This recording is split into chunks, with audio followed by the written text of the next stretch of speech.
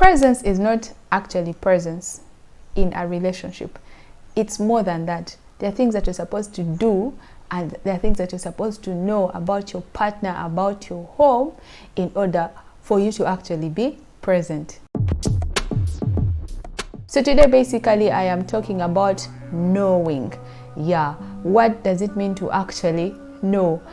Some of us are in relationships and we've been there like for long, and the things that we still don't know about our partners. You have been in marriages. All you do is wake up, go to work, and come back. You don't know how the finances are done. You don't know what's going on in the kitchen. You don't know your kids' schedule. You don't know when they bathe. You don't know when. All you do is come back and find probably the mother of the children has done everything, but you actually have no knowledge. So if this person was not around, or they just went for a vacation, or they took a breather somewhere, everything would fall apart. Now, this is extremely dangerous, and these are some of the things that you should look out for. It's very important to know what's going on in your spouse's life. Some of the areas: spiritual life. How much do they pray? What kind of God do they pray to? What do they think of religion?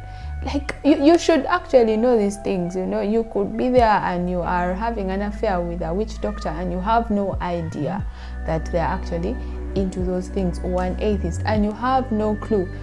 How do you get to know these things? Try to find out, talk to them, have those conversations in that line. Not every conversation in a relationship is supposed to be about touching each other and having sex. Also, it's good for you to know about the friends that your partner has. Yes, you are the average of the 5 people that you hang out with. So if you could be thinking your partner is highly, in the brain, their IQ is extremely high, which is not bad and which could be extremely true, but they have a bunch of hopeless friends, friends who always take them to the wrong places, and they're thinking of the wrong things. I've always given the example of friends who are all having affairs with a nanny.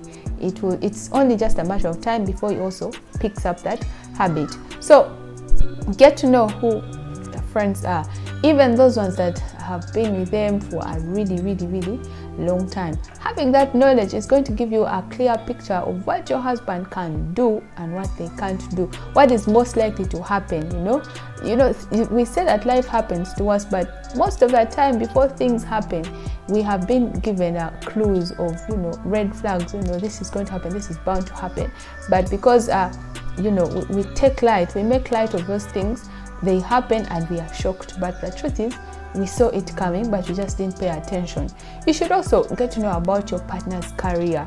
What do they do? They're saying they do a business, but what kind of business? Is it something to do with kidnapping? Where does the money come from?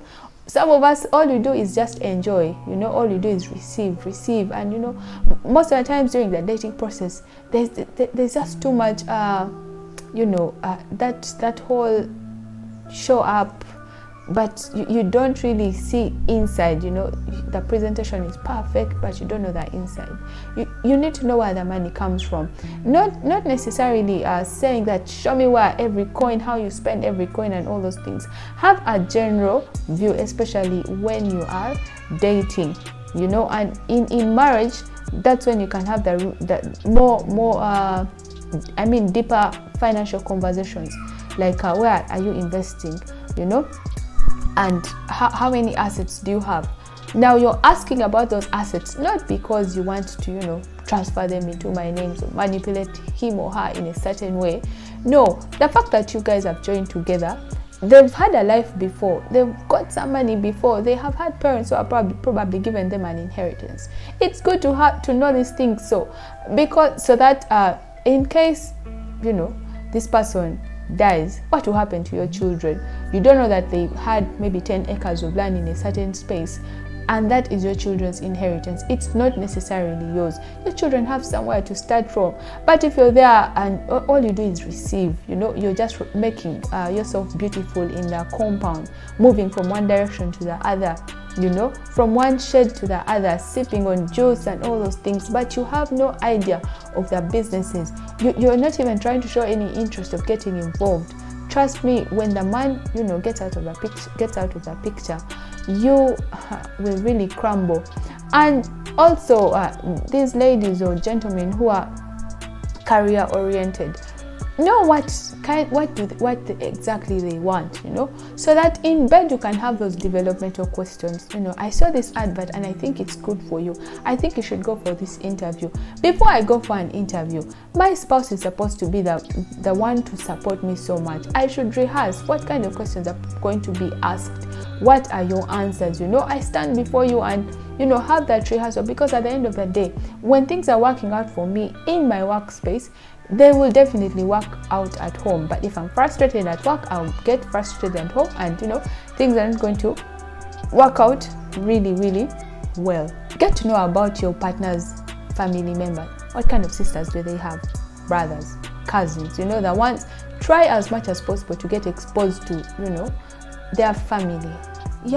You can tell the shady ones, you can tell the upright ones, you can tell what kind of relationship they have with each other.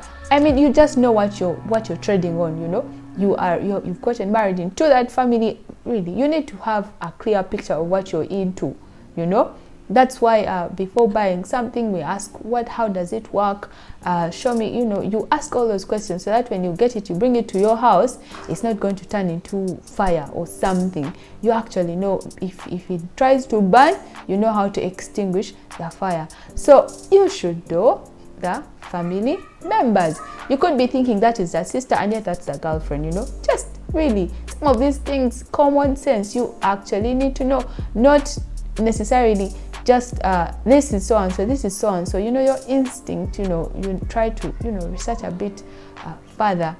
Not that you are prying or you're trying to dig for that, but you need to know, because knowledge is power. Now, in the instance when you have children, in a marriage, people tend to put the whole burden of children onto one person. It's sort of stated the man is the breadwinner, the wife stays around, cooks, cleans, it gets to know what is in the kitchen. But for the man, it's not a bad idea for you to actually know what's going on in your children's lives. It's not bad for you to actually show up at school, pick them up, have those conversations with their teachers and find out, how is my child doing? What did they do today? What excites them? How is their progress like? Not necessarily only academic, but even character. So that that, oh, my son is a bit emotional, my son, responds in a certain way to certain things. But we have dads who have no idea. All they say is, that's my son. You see him there. They don't even know that he loves soccer.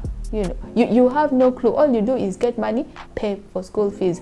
We need more clothes, pull out money. Yes, you're giving them that, but yes, there's a certain part of their lives that you actually don't know. And when you realize that your child has certain gaps, you're able to help them walk that journey, because you have grown up and you have gone through certain challenges.